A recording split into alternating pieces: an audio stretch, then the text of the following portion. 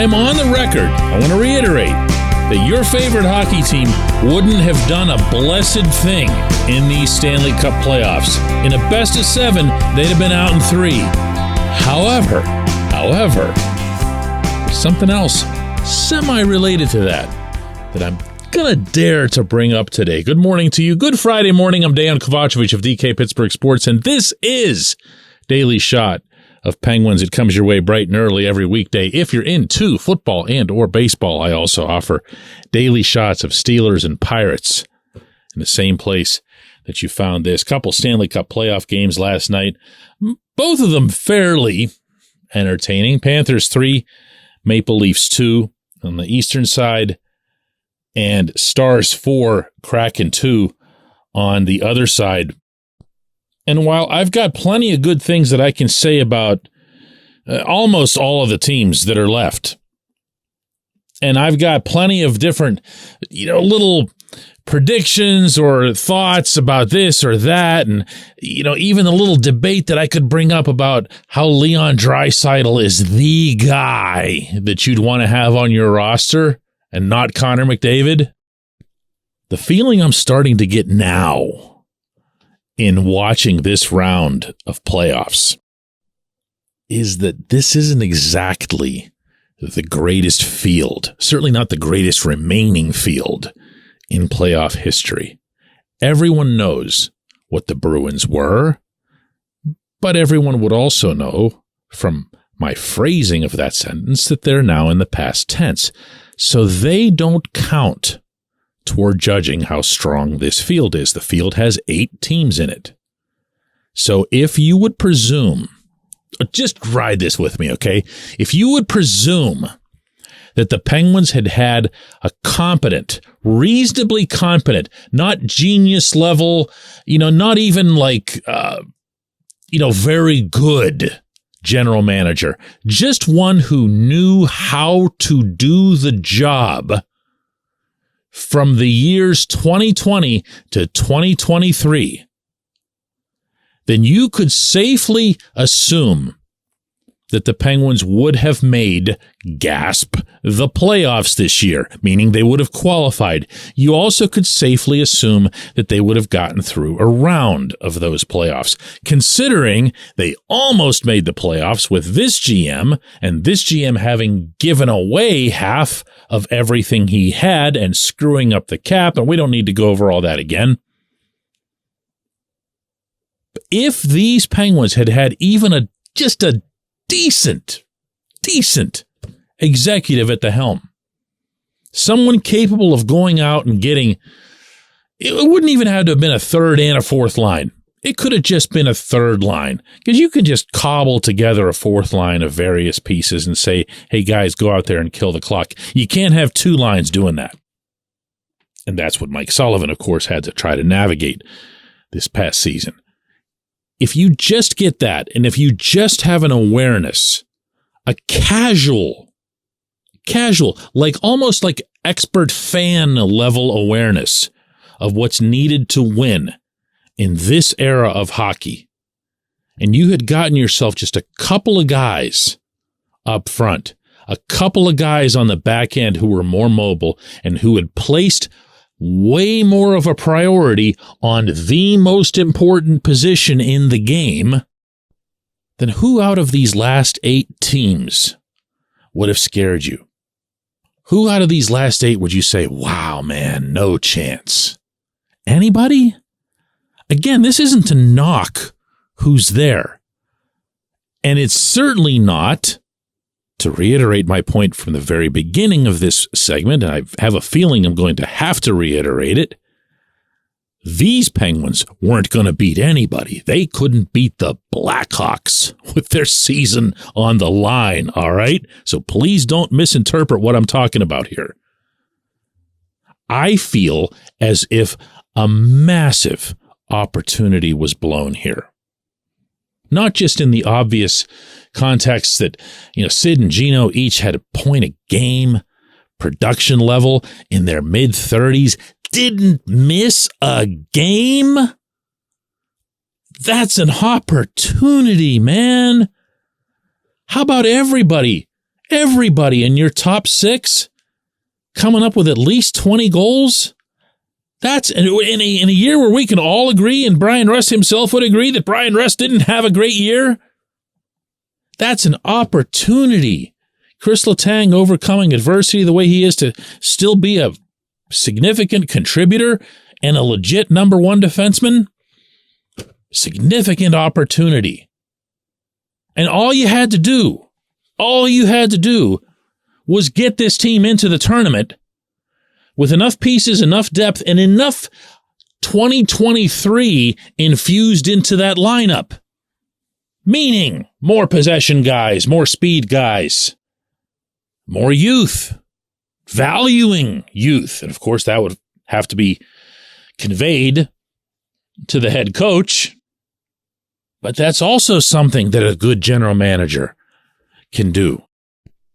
They would have had a chance. Not anything more, but a chance. They certainly wouldn't have entered the tournament as favorites, not the way Boston played. But if they had made it through the first round, which again, they would have, with someone who knew what they were doing, you could put them in this pack of 8 teams. Take any one of them out, doesn't matter which one, and tell me first that they couldn't get out of the East. Tell me that they couldn't beat the Panthers. They'd have a rough time with them. The Panthers sure look good. Maybe better than anybody in the East right now. But tell me they couldn't beat them with Bob in net. If only the Leafs knew. The only thing they need to do for Game 3 in Sunrise is show up wearing black and gold, and Bob is doomed. Who else? Leafs? Give me a break. Devils and Hurricanes would be tough. No doubt about that. But don't tell me that either New Jersey or Carolina has what you would consider to be Stanley Cup level goaltending. And as such, they would both be beatable. And in the West, this is one of the weirdest things, but no matter how down the Penguins have gotten at different points over the past 3-4 years, they've still done really, really well against the Western teams. I'm not sure why. They don't really seem to know why when I ask them. But it's unmistakable that they do. Now, if they end up facing, Edmonton, there's a matchup problem for you. From a speed standpoint, from a skill standpoint, from a Draisaitl standpoint. If you face Vegas, it's a different kind of problem. The Golden Knights put tons and tons of pucks on net. They go there, they deflect them. The Stars do the same thing, and not just Joe Pavelski. There'd be challenges over there. But every last one of them is surmountable in this scenario that I'm describing here. Why am I wasting your time with this? Plain and simple, I can't emphasize this enough. This team can't keep blowing opportunities like this. The executive who gets brought in has to be cream of the bleeping crop, or this absentee ownership is going to disintegrate into something way worse than just not being around the arena. When we come back, J1Q.